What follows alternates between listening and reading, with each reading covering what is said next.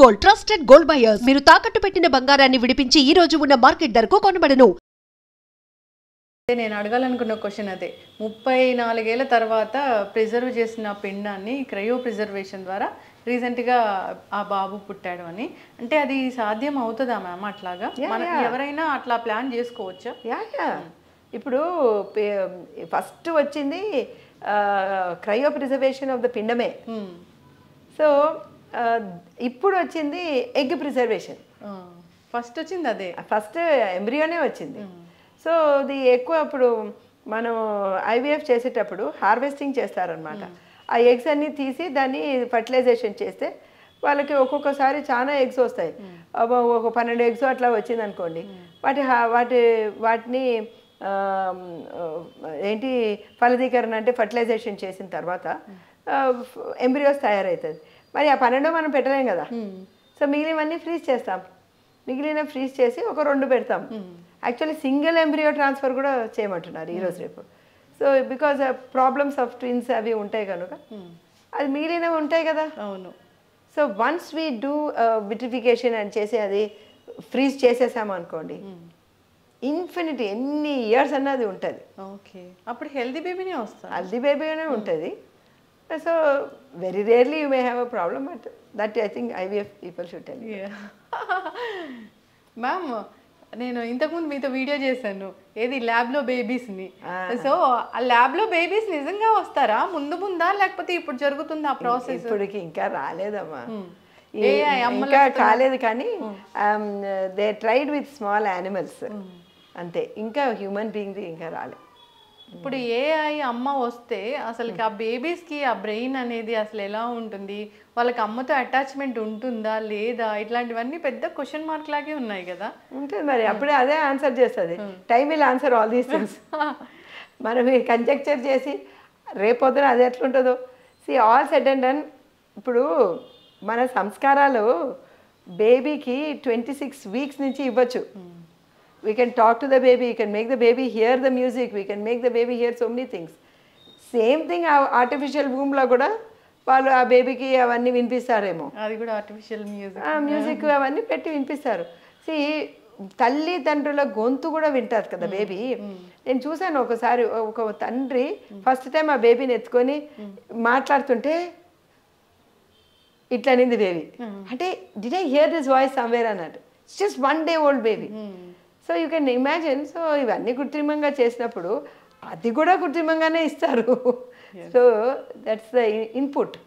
The more amount of input you give to the brain ఇంట్రాయూట్రైన్లో ఉన్నప్పుడు కూడా the growth of the brain will be that much more.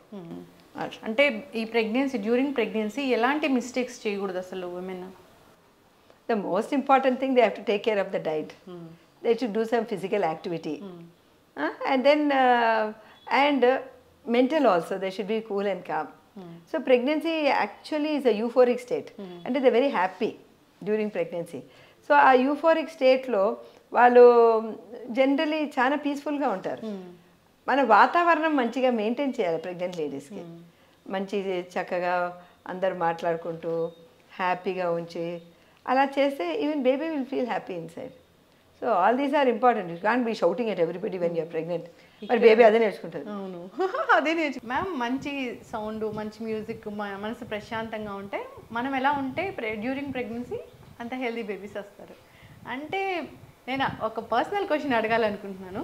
Me pregnancy టైంలో మీరు దాన్ని ఎలా, ఆ ఫేజ్ని ఎలా చూసారు, అసలు దాన్ని ఎలా టైం స్పెండ్ చేశారు అసలు?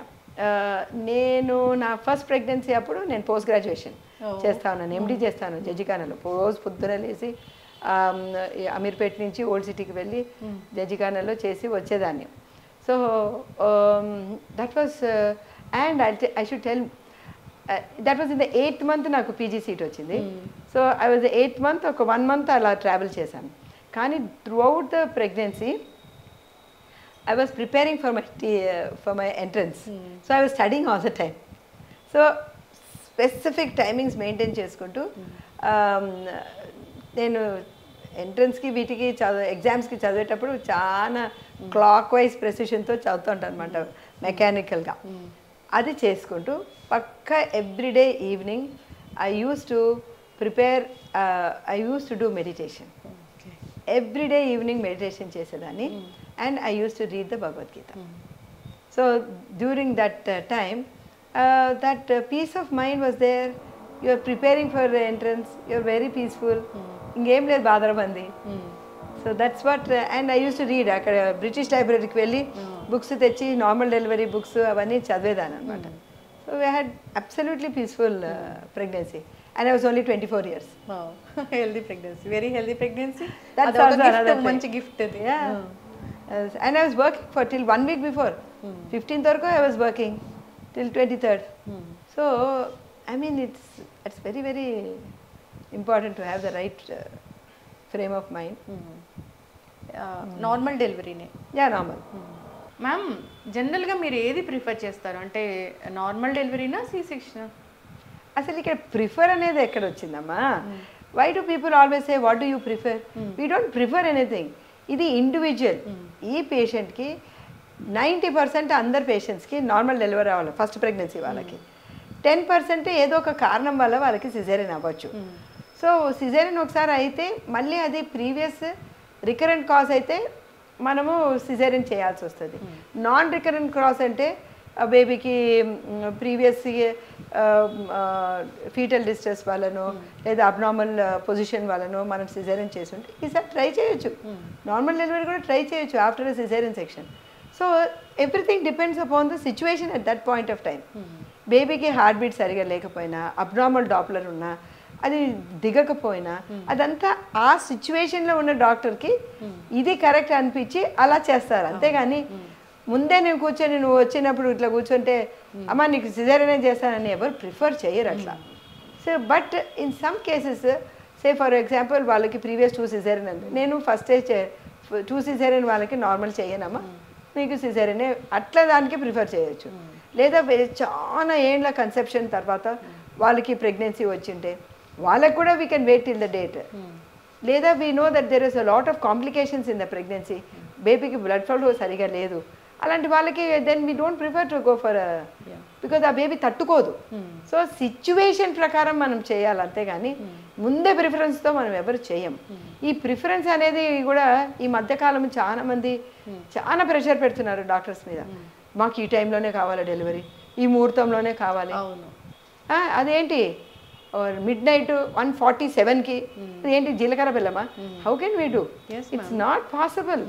These things are all one big range ఉంటుంది. నువ్వు ఏ పాదం తీసుకున్నా కూడా 1వ పాదం 2వ పాదం 3వ పాదం 4వ పాదం అని అంటూ ఉంటారు కదా. ఏ పాదం తీసుకున్నా ఈ టైం నుంచి ఈ టైం వరకు ఉంటుంది. సడన్గా ఇప్పటికనే చెప్పే ఉండదు కదా, ఏదైనా కొంచెం రేంజ్ ఉంటుంది. ఎందుకు చెప్తున్నాను నేను ఇది మాట? స్పెసిఫిక్గా ప్రీవియస్ సిజేరియన్ వాళ్ళకి సిజేరియన్ చేసేటప్పుడే నేను అలౌ చేస్తాను అది, బికాజ్ ఎనీవే సిజేరియన్ చేస్తున్నాం కనుక.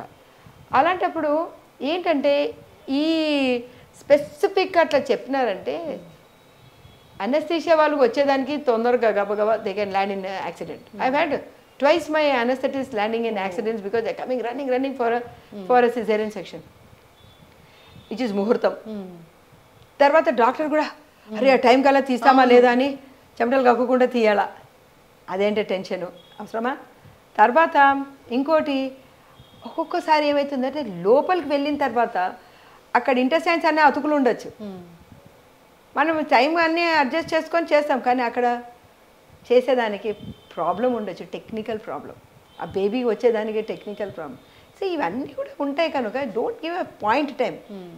యూనో మీ ద్వారా ఆల్ ద పంతులు గారులకు అందరికీ నేను చెప్తున్నా, don't ever give a point time.